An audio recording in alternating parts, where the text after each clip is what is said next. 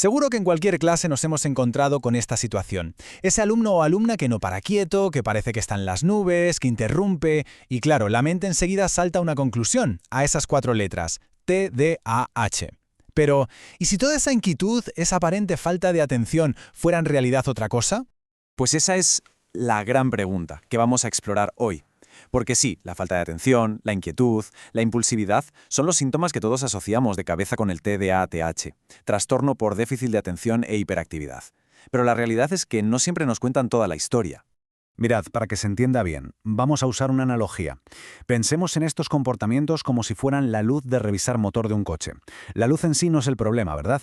Es solo una señal, un aviso de que algo bajo el capó necesita que le echemos un vistazo. Es una llamada a investigar, no es el diagnóstico final. Y este va a ser nuestro plan de viaje. Primero, hablaremos de esa luz de aviso. Después, levantaremos el capó para entender qué puede estar pasando. Veremos algunos imitadores emocionales y también físicos. Analizaremos cómo influye el propio entorno del aula y para terminar, veremos cómo todo esto puede transformar nuestro papel. Venga, pues vamos a empezar por el principio. Hay que entender que lo que parece TDAH casi nunca viene solo. Es muy habitual que coexista con otras condiciones. Los profesionales tienen una palabra para esto, comorbilidad.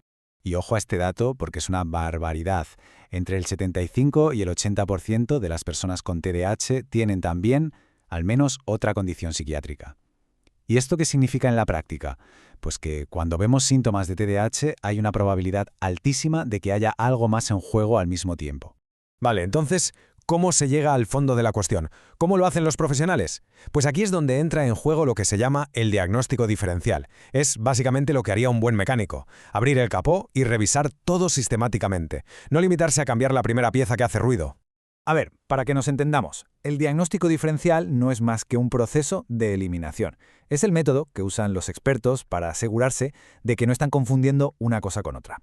La clave de todo esto es no dar nada por sentado, sino investigar todas las posibles causas de esos síntomas que estamos viendo. Y este trabajo de detective, por así decirlo, sigue unos pasos muy lógicos. Primero, se identifica el problema principal, esa luz de aviso. Luego, se buscan otras pistas, se investiga un poco el historial, se ponen sobre la mesa todas las opciones posibles y al final se va acotando la lista hasta dar con la causa más probable. Bien, vamos a meternos ya en faena. Empezamos con la primera categoría de posibles causas. Y es que, a veces, lo que parece un problema de atención tiene su origen en realidad en el mundo emocional de la persona. La ansiedad, por ejemplo, es una maestra del disfraz. Un estudiante puede parecer inquieto, irritable o despistado porque su mente está atrapada en un bucle de preocupación. La diferencia suele estar en el origen. Esa inquietud es constante, da igual la situación, o aparece ligada a miedos y preocupaciones concretas. Entender esto es absolutamente vital. Pasa algo muy parecido con el trauma. Puede manifestarse en el aula de formas que se confunden muy fácilmente con el TDAH.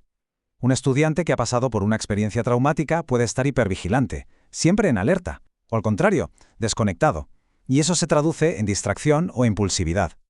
Aquí, la clave es conocer el contexto y la historia de esa persona. Y claro, no podíamos olvidarnos de la depresión. La apatía, esa falta de energía que provoca, puede parecer perfectamente falta de atención. Es que es muy difícil concentrarse cuando uno siente una tristeza muy honda o un vacío. Podríamos decir que mientras el TDAH es un no puedo concentrarme, la depresión a menudo es un no me importa concentrarme. Pero ojo, que no todo es emocional. A veces la raíz del problema es física, es médica o incluso sensorial. Al final, el cuerpo y el cerebro están conectados de una forma inseparable. Esto es fundamental. Un niño, una niña, un adolescente que no duerme lo suficiente va a presentar exactamente los mismos síntomas que el TDAH. ¿Y por qué? Muy sencillo. Un cerebro cansado no puede fijar recuerdos, no puede regular la atención ni tampoco gestionar los impulsos. Así que, antes de nada, la pregunta clave es, ¿esta persona está durmiendo bien? Este es otro caso clarísimo. A veces un estudiante parece que está en su mundo, cuando lo que pasa es que está, literalmente, abrumado.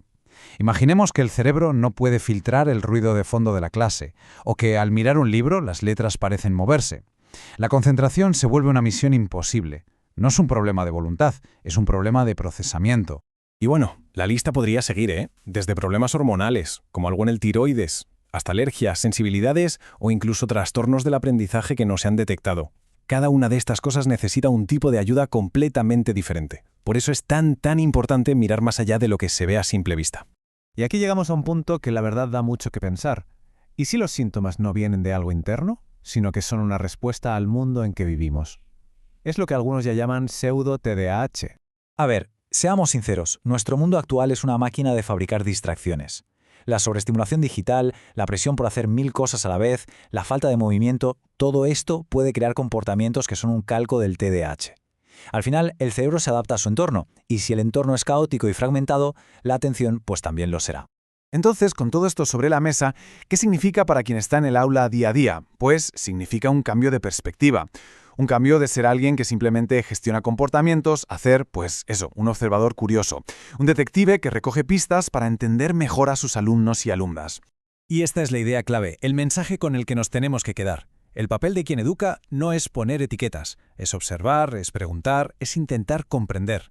Y esas observaciones son oro puro para los especialistas y sobre todo son la clave para encontrar la mejor manera de ayudar a cada estudiante a salir adelante. Así que cerramos con esta pregunta, para reflexionar.